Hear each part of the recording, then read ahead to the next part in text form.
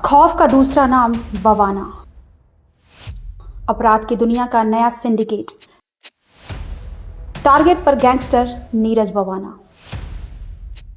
दिल्ली का तिहाड़ जेल। इस जेल में कैद खूंखार क्रिमिनल्स लॉरेंस बिश्नोई, नीरज बवाना, राजेश बवाना, दाऊद गैंग का छोटा राजन समेत सुकेश चंद्रशेखर इसी जेल में कैद हैं।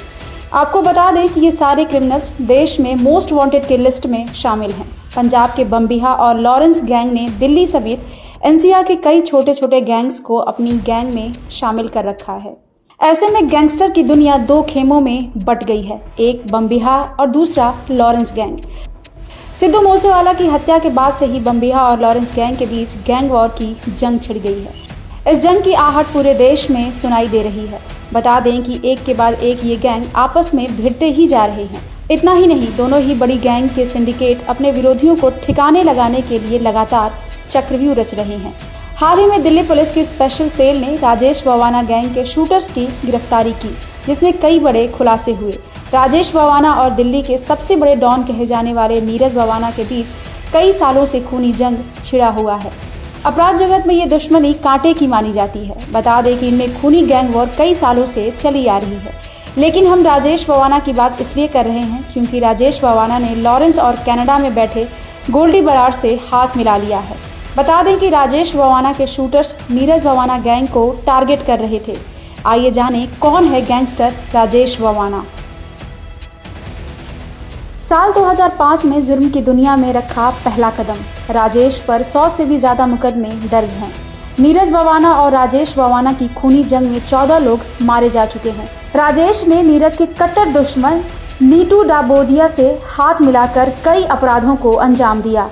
नीटू के एनकाउंटर के बाद गैंग की कमान भी राजेश ने ले लिया था। तिहाड़ में कैद राजेश अपना गैंग तिहाड़ से ही चलाता है। गौरतलब है कि साल 2013 में दिल्ली के कुख्यात गैंगस्टर नीटू डाबोदिया को दिल्ली पुलिस ने एनकाउंटर में मार गिराया था। इसके बाद राजेश बवाना ने नीटू गैंग की कमान संभाल ली। बता दें कि राजेश बवाना और नीरज बवाना एक ही गांव से हैं। दोनों में पहले से दुश्मनी चली आ रही थी। नीटू के एनकाउंटर के बाद से ही राजेश बदले की आग में जल रहा था। इसलिए राजेश बवाना ने नीरज बवाना से बदला लेने के लिए उसके गैंग के कुछ शूटर्स को गोलियों से भून दिया था। इसके बाद तो मानो दोनों गैंगस्टर्स के बीच गैंग वार शुरू हो गया। इतना ही नहीं, जवाब में नीरज बवाना के गैंग ने भी उसके कुछ शूटर्स की हत्या कर दी।